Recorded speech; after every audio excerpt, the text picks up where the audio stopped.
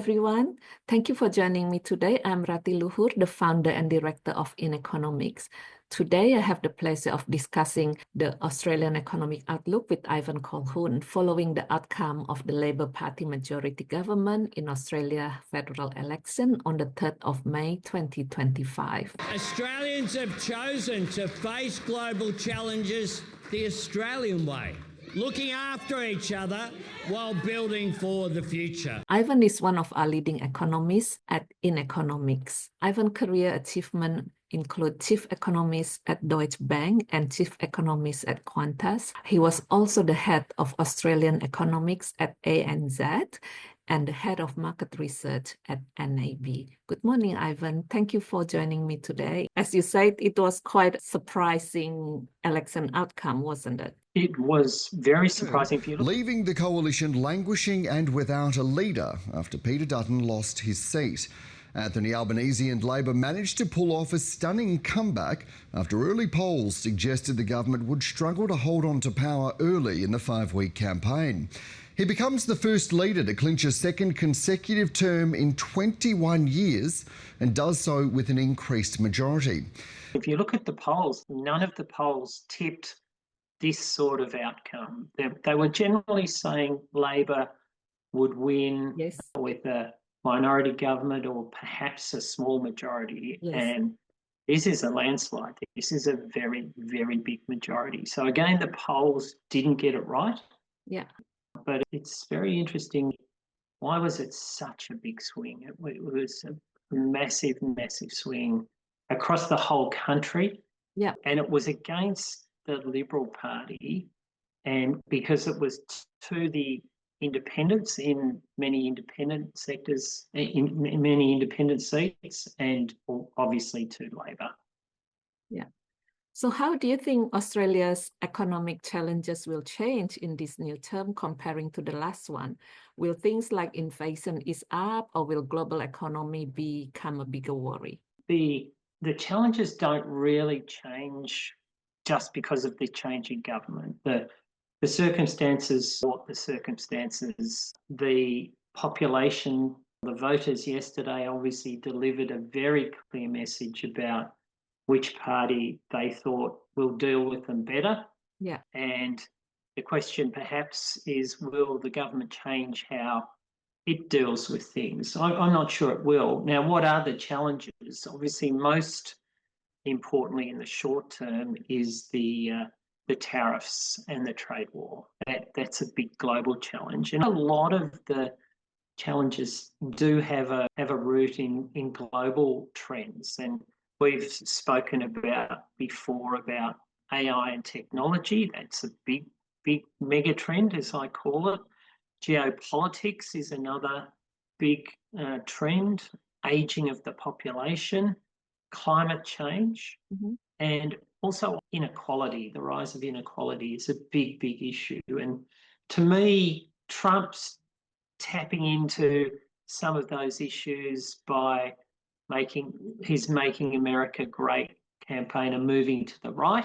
Yeah. And I think Labor's tapped into it by being, perceived as a party that will be fairer and will help those, the have-nots, perhaps a bit better than the opposition was perceived to. So that's how I'm thinking about it. There's a lot of global challenges around. Inflation is easing already in Australia, and even the inflation we had last term, which obviously the opposition tried to say was all due to the government, a lot of that, if you look around the world, every country had that inflation. It didn't matter what side of politics you were from. A lot of that was party independent. It came out of the COVID shocks and the after effects from COVID. Okay, so what economic reform does the government now have a mandate to do, being a majority government? Yeah, look, that's an interesting one. I mean, a lot of their policies, I mean, they have come in with, they've got income tax cuts, which are already in place. They've got a housing policy. Their policies are all pretty much there. There weren't, massive new policies. One question that was asked to the Treasurer last night was, would they do they now have a mandate for tax reform? Now, he said, no, we took our policies to the election. So with the policies they took, so it will be more of the same. I think housing is a big issue, which we can see. It is certainly longer term. Australia does need one of the big parties to tackle tax reform. So whether they can do that or think about how they might do that, I think that does need to happen across time. But it wasn't a mandate they took to the people. So I think that would take some time. So is there anything the government can do to speed up the process of getting the budget back into balance or even a surplus before 2035-36? Yeah, I know that the projections are that far out for a return to surplus. Remember, during COVID, many people were forecasting we wouldn't even get back to the level of GDP for 5 years, that we'd never see another budget surplus. Those forecasts turned out to be horribly wrong. So I think I'd be a bit cautious about the forecast. What they could do, which I think is a reasonable idea, was Mr. Keating had it and the Liberals had it, was to really cap spending as a share of GDP. That's a good way to start to make some incremental improvements in the budget. Now, it's also important to remember that Australia's budget position is not very bad on a global scale. We have a structural deficit which is between 1% and 2% of GDP, so that's not very high. Our debt is relatively low as a share of GDP as well. But it is hard when you're trying to deal with inequality and pressures from the change in technology and ageing and climate change if you're not going to do tax reform. So that's a bit like, fighting with one hand tied behind your back. But I think that would be a start. That's the one I would look at. And what step do you think the Albanese government can take to boost Australia's struggling productivity? Yeah, I think productivity generally is struggling everywhere. So that's an important point to make. Probably the US is one of the exceptions which has strong productivity growth. So we're not alone. Part of it relates to the ageing population. So we've got a lot of growth going on, or a lot of employment going on in healthcare, in aged care, which are low productivity sectors. So what I'd be encouraging is to look at productivity a little bit more on a sectoral basis and to say, okay, let's look at, given that there's those compositional shifts, we need to say, okay, how can we improve productivity in aged care? And how can we improve it in healthcare? Because those are big sectors that can help change the dial. The other one which I've been looking at is there's about 4 sectors that have had declining productivity in recent years.